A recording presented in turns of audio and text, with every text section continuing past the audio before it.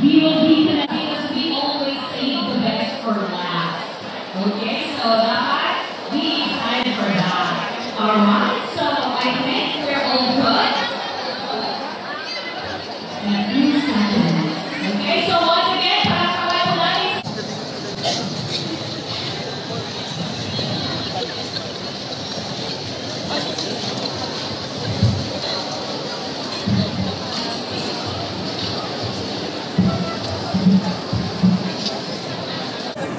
Dito, dahil sa isang layunin, ang ipahayag ang ating pag-iisa sa